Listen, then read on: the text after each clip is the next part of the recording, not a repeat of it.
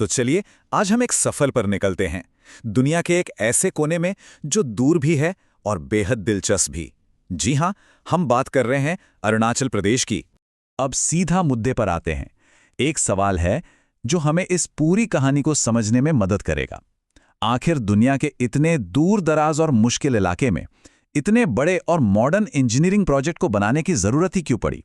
तो हमारी इस कहानी का पहला पड़ाव है आज की इंजीनियरिंग का एक ऐसा करिश्मा जो एक बहुत ही प्राचीन और अहम जगह का दरवाजा खोलता है। इसका नाम है सेला टनल। देखिए, इसका सबसे बड़ा और जरूरी काम है तवांग तो पूरे साल हर मौसम में भारत के बाकी हिस्सों से जुड़े रखना। पहले क्या होता था कि भारी बर्फबारी के चलते सर्दियों में ये इलाका दुनिया से लगभग कट जाता था, लेकिन अब ये सुरंग एक गेम चेंजर है, एक भरोसेमंद रास्ता। और जो बात इसे और भी ज्यादा हैरान करने वाली बनाती है वो है इसकी ऊंचाई। जरा सोचिए, ये दुनिया की सबसे लंबी बाई लेन टनल है, मतलब आने जाने के लिए अलग अलग रास्ते, और इसे बनाया गया है 13,000 फीट की अविश्वसनीय ऊंचाई पर। इतनी ऊंचाई पर जहां सांस लेना भी मुश्किल होता है, वहां ऐसा कंस्ट्रक्शन करना वाकई इंजीनियरिंग का एक बेहतरीन नमूना है। तो इससे असल में फायदा क्या हुआ? देखिए, पहले जहां बर्फ की वजह से रास्ता बंद हो जाता था और सफर जान जोखिम में डालने जैसा था, अब ये सुरंग पूरे साल एक सुरक्षित रास्ता देती है। इसने न सिर्फ 4,200 मीटर ऊंचे खतरनाक सेला पास को बाईपास किया है, बल्कि सेना हो या आम लोग, दोनों के लिए सफर का समय करीब 1 घंटा कम कर दिया है। लेकिन इस टनल का नाम सिर्फ एक जगह का नाम नहीं है। इसके पीछे एक बहुत ही वीर कहानी छुपी है, एक स्थानीय लड़की की कहानी जो आज के इस मॉडर्न स्ट्रक्चर को सीधे इतिहास से जोड़ देती है। ये कहानी हमें ले जाती है 1962 के भारत चीन युद्ध में, जब राइफलमैन जसवंत सिंह रावत नाम के एक अकेले भारतीय सैनिक ने इसी दर्रे पे पूरे 72 घंटों तक चीनी सेना को आगे बढ़ने से रोके रखा था। पर इस मुश्किल काम में वो अकेले नहीं थे। दो स्थानीय मोनपा लड़कियों सेला और नूरा ने उनकी मदद की। और दुख की बात यह है कि इस लड़ाई में सेला शहीद हो गईं।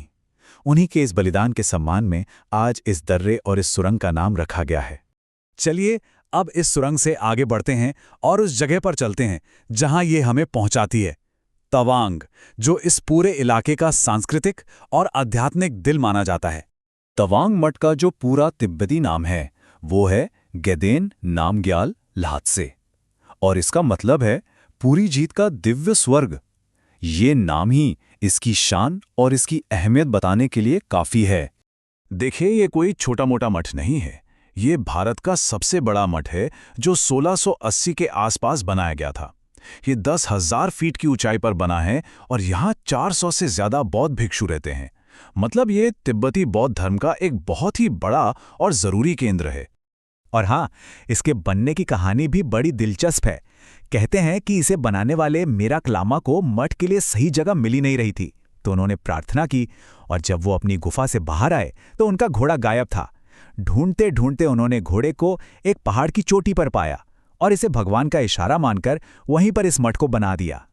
अब जरा इस कहानी की बड़ी तस्वीर देखते हैं और समझते हैं कि ये पूरा इलाका रणनीतिक रूप से इतना जरूरी क्यों है। ये टाइमलाइन हमें सब कुछ साफ साफ बताती है। 1914 में मैकमोहन रेखा खींची गई, जिसे चीन ने कभी माना ही नहीं। फिर 1959 में दलाई लामा ने तवांग में शरण ली, जिससे तनाव और बढ़ गया। और आखिर में 1962 में युद्ध हुआ, जिसमें चीनी सेना ने कुछ समय के लिए तवांग पर कब्जा भी कर लिया था।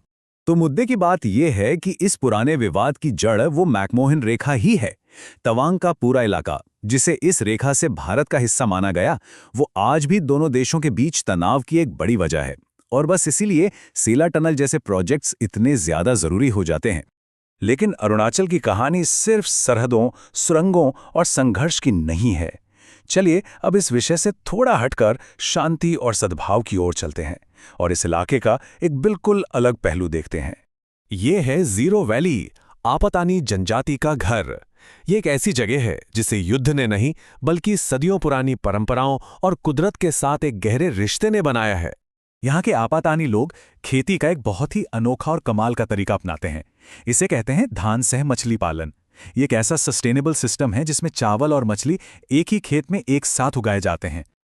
ये तरीका बहुत ही सरल लेकिन जीनियस है। सबसे पहले सीढ़ीदार खेतों में पानी के बहाव को कंट्रोल किया जाता है। फिर चावल के पौधों के साथ ही मछली के बच्चे भी छोड़ दिए जाते हैं। अब होता यह है कि मछली खेत के कीड़े मकोड़ों को खा के उसे साफ रखती है और उसके वेस्ट से चावल को नेचुरल खाद मिल जाती है। और कुछ महीनों बाद जब चावल की फसल कटती है तो साथ में मछली भी तैयार हो जाती है ना कमाल का इकोसिस्टम। और ये नज़ारा इस तरीके की खूबसूरती और समझदारी को दिखाता है। ये इंसानों का बनाया हुआ एक ऐसा नेटवर्क है जो पीढ़ियों के ज्ञान और प्रकृति के गहरे सम्मान का सबूत है। ये पूरी तरह से आत्मनिर्भर है। तो आइए अब इन सभी अलग अलग धागों को एक साथ जोड़ते हैं और देखते हैं कि अरुणाचल प्रदेश की पूरी तस्वीर कैसी दिखती है।